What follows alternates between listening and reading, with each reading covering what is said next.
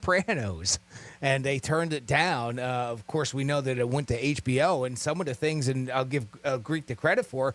I don't even know how good that show would have been on a regular network where they couldn't swear, and then maybe some of the storylines had to be tamed down a little bit for regular network television versus being on cable. Yeah, I don't think you would have saw any strip club scenes. No, of course not. You wouldn't have the nudity. Yeah, but just even the scenes where they were dancing, and the violence was very bad on some of the things. You wouldn't have seen that regularly. And the profanity. Yeah. The whole profanity would have been lost. Yeah. I think it would have been a show milked down, and I don't know if it would be. I'm not saying it wouldn't have been as successful. I just don't think it would have been the same. Yeah. Like Breaking Bad. I never watched that show, but I don't know if that would have been great. That was on cable, right? Or am I wrong? Yeah, I don't know if it needed to be. I think it's just the fact that it was that in that particular case, that one was really successful, and apparently some other networks just turned it down outright. I don't know why. I mean, it might have said again, and there was descriptions for all these. I didn't read through all of them, and we'll spend a lot of time with it. But I'm not sure why they turned them down. The commercials, like if it was on regular TV, like in Sopranos, you know what I mean? Like you didn't get that. Went on for an hour, boom, you're done. Oh, the fact that it was just a 45-minute straight boom shot. Yeah, you would have to. I mean, it might affect it, but I just think the whole language and. I think there would have been some pushback of the way they, were portraying Italians with different on regular TV. I don't know. I just think it would have been totally different. Obviously, it was very successful in HBO and had a great run. What is it, 7 years or 8 years? I just think it would have been different on regular TV. Yeah. Yeah, I mean, it just been like that, and I think that was kind of the start of that type of television show where it wasn't just out every season, right? There was some length in between each season, versus a lot of those sitcoms and dramas that were every September or whatever they would come out with a new season. So. Yeah, I mean, it was just one of those shows that I think in the middle, I think I'll start out slow and just got bigger and bigger. Yep. And it really did. And a lot of things they portrayed about organized crime was so far out there. Like even him going to a therapist and things like that. Yeah. It was just stuff. But people really enjoyed it, and even to this day, people rate it now as one of the best shows ever. You always hear people, if you liked it or not. But yeah, I think on regular TV, I just think a lot of the shows would be different. They would just a different element, just like we talked about. What's the name of broadcasting? Sure. Some people fit, and I think with him too, he couldn't help but also. I remember listening to him being who he was. And throwing in little things. Segues about, what you call it, who you talking about? The guy who was in the radio, Rush Limbaugh? Remember? Rush Limbaugh. Yeah. I was going into him. I know we were talking about. No, it's all right. Okay. No, I'm just talking about some of the decisions they said. Okay. Yeah. So, I was like, we were one way and now we're somewhere else, and I'm like, I don't know what just happened. Oh, the overall decisions on some of these other ones. Okay. Yeah. Got it. It just, I don't know, with him, I do remember him from the beginning. I was like, I didn't think it was going to work. It was just my opinion. Some people would go on, and you're just like, it's going to be great. And some people you hear, and you're like, no, they're not going to. Yeah, well, I don't know. He had never had any touch with sports as far as Rush Limbaugh is concerned. I mean, I really didn't know if that was going to work out, and of course it didn't. Yeah, I was reading an article last night or 2 nights ago about Johnny Carson, like people he liked or didn't like. And if you don't know who Johnny Carson is, look him up.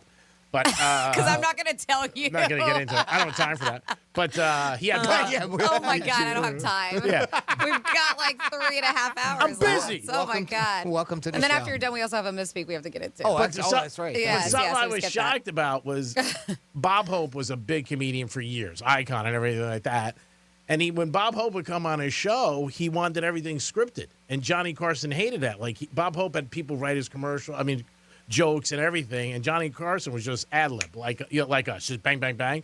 And Bob Hope never did anything unless the script was there, and it used to drive Johnny Carson. He had to ask him certain questions, and then there was a joke, and then Bob Hope would say Some people aren't good on their feet like that. Yeah, but you would think somebody like Bob Hope, who was a comedian for years, but everything he did was scripted. Yeah. And Carson was just not a fan of it. But when I saw that, I was surprised. I mean, I really was. I said, because the guy was funny.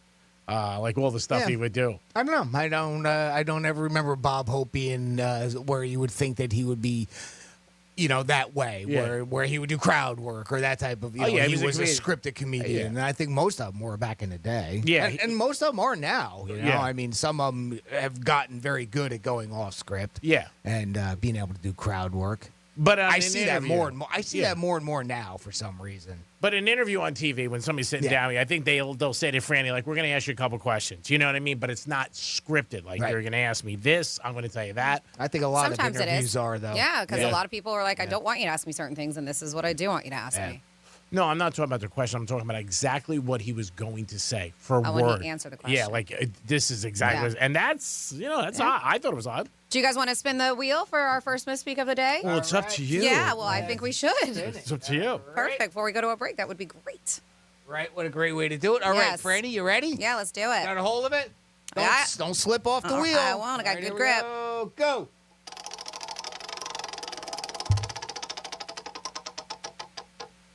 Oh, number 114. All right, here we go, kids. A first taste of a Greek misspeak this week from the Wheel of Misspeaks. This is your Greek misspeak review. So that's going to be a big show tomorrow night. I think the guests are food fighters. Yeah! The Miami Heat, they won a game last night in the NBA Finals, and not like I'm surprised, but I'm shocked. Shocking, isn't it? All right, next time I'm going to start pumping some seeds. Your lack of self-knowledge sometimes is breathtaking. Oh, yeah, she pumps the wheel. That doesn't make sense. And they're not big guys. They're 5'10", 5'9", soaking wet. Solid advice right there. 2 + 2 does equal 5. Huh? There's your ham and your salami on that one. Nice. You don't want to throw the horns on the bat, but you know what? At least On the what? You don't want to throw the horns on the cake. I'm so confused.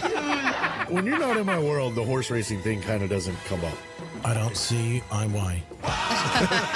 Okay. I never said that though. That was in my category of volume. Wow. Category of volume. Wow.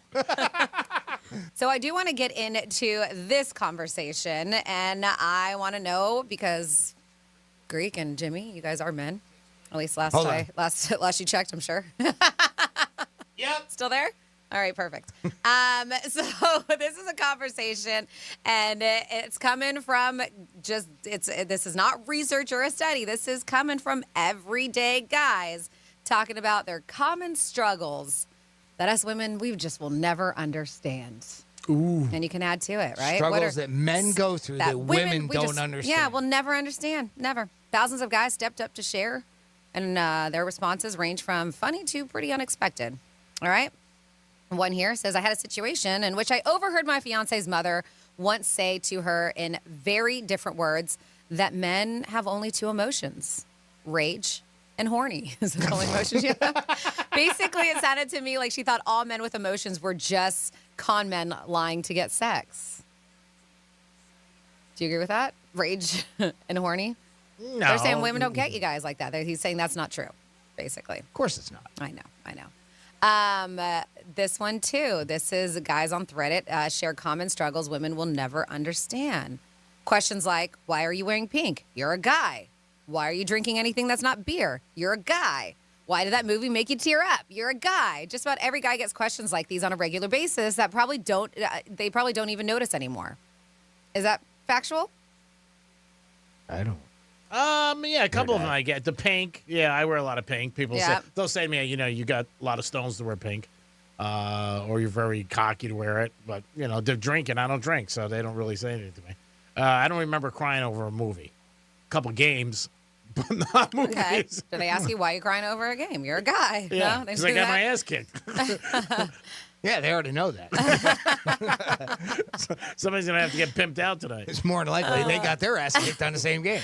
I love this because I've lived this with my husband. Being expected to step up in a scary situation when you're scared S-less yourself and don't want to either. Has that ever happened to you?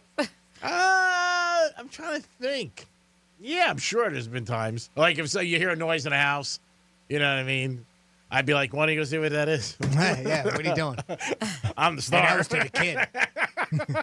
Oh, God. This one, common struggles that guys deal with, trying to figure out if she's into you or just being nice. I think you know that. I don't know. Some people get it confused. Oh, guys do. Yeah. Yeah, guys will take a simple smile and think, oh, I think she wants to marry me. Yep. Other things on here. This whole trying to find the balance of being emotionally vulnerable and masculine in such a way that maintains attraction.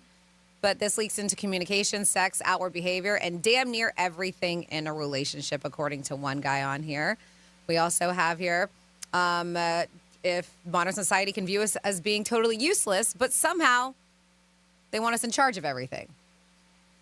Well, it's like when you suggest something to somebody and they say they don't care, and then they go, no, I don't want to do that. No, I don't want to do that. No, I don't want to do that. Then you just go with it. I mean, that's one of the things that you talk about. Mm-hmm.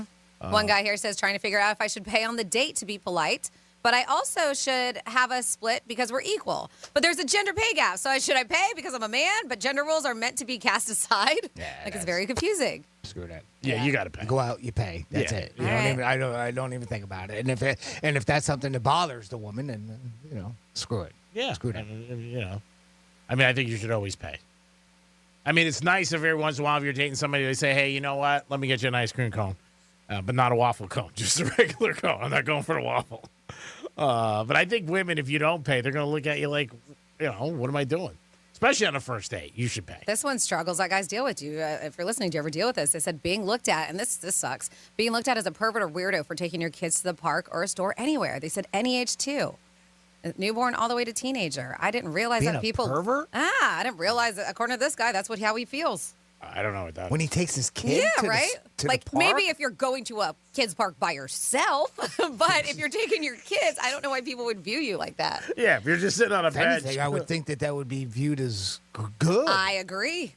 But this guy on Reddit doesn't believe that, or maybe he's gotten some crap before from it. I don't know, but I'm with you on that. All right. I think I think it makes him look like a good dad. Yeah, Yeah. you're a great He's father. involved. Yeah, you care. You want to spend time with your child. How is that bad? I mean, if somebody told me that, I'd tell them to go pound salt. Yeah, go pound some salt. Yeah. Is there anything else? Is there anything you can add on to it? Looking good every day. It's a struggle. That women will never understand. Never You're right. Us understand. women When you're never a star like Greek, will and so never good looking. understand having to look good all day. It's a Great. show, Jimmy. You know it. 877-927-6969. Binge drinking and marijuana use is up with people 35 to 50.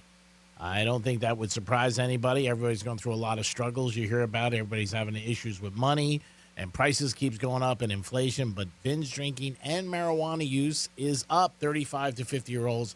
I am not surprised by that. And marijuana, again, is legal in a lot of places, more so than it was maybe 5 years ago. But binge drinking is also on the rise. And, again, you see all these different articles, different stuff. Some articles say, people are drinking less. Some people say they're drinking more. But this one that I ended up seeing this morning said that binge drinking And hallucinogens, too. They're saying marijuana hallucinogens are at a record high.